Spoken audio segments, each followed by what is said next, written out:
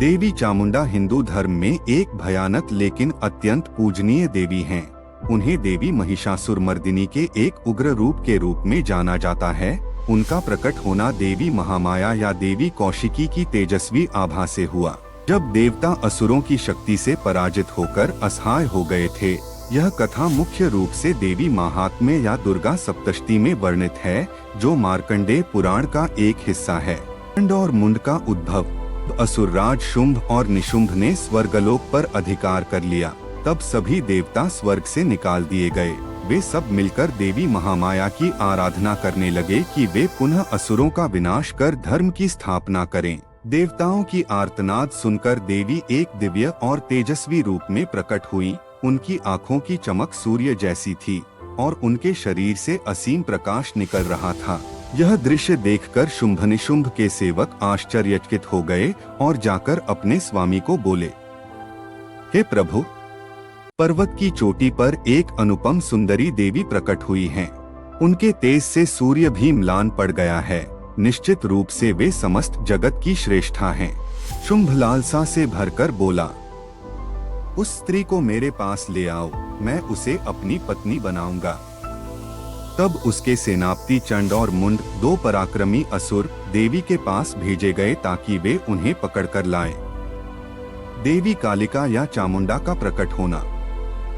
जब चंड और मुंड देवी के पास पहुँचे तो उन्होंने विनम्रता नहीं दिखाई बल्कि घमंड से कहा, हे सुंदरी, हमारे स्वामी शुंभ तुम्हारे सौंदर्य से मोहित हो गए हैं।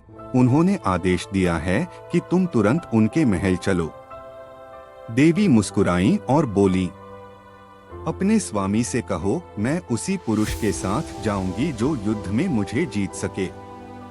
चंड और मुंड क्रोध से भर उठे और अपनी विशाल सेना लेकर देवी पर टूट पड़े। तभी देवी महामाया का क्रोध भयंकर रूप ले लेता है और उनके कपोल से एक भयानक देवी उत्पन्न होती हैं, कालिका, जो आगे चलकर चामुंडा के नाम से प्रसिद्ध होती हैं। उनका स्वरूप अत्यंत विकराल था। काली देह, रक्तमय आँखें, खुली जीभ, मुंडों की माला, हड्डियों के आभूषण और हाथों में खोपड़ी व तलवार। उनकी हंसी से आकाश गूंज उठा और असुरों के हृदय भय से कांपने लगे। चंडमुंड का वध।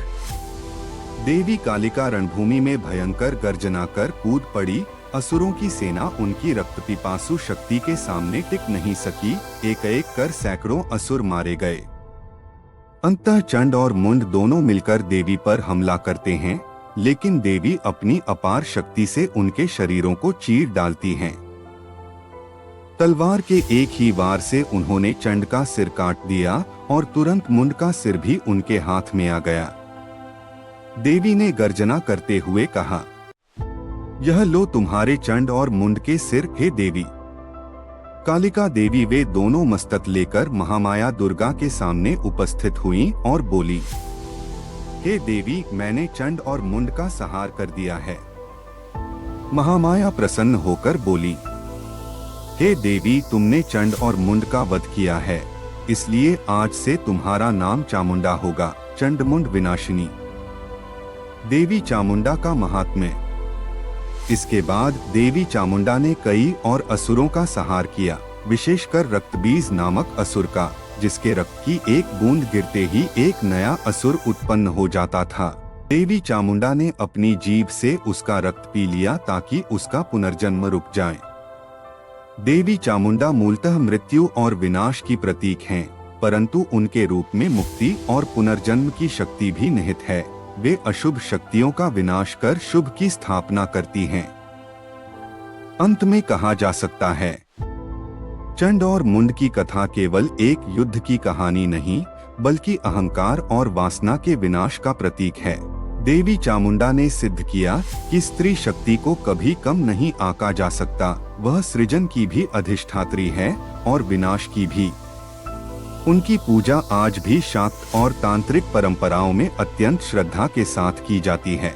चंडमुंड के वध के साथ देवी चामुंडा ने घोषणा की, जहां अन्याय और अहंकार होगा, वहां मेरा आगमन अनिवार्य होगा। अगर आपको यह वीडियो अच्छा लगा हो तो इसे लाइक करें, चैनल को सपोर्ट करने के लिए सब्सक्राइब करें। फिर मिलेंगे अगले रोचक वीडियो में। सभी खुश रहें, स्वस्थ रहें। धन्यवाद।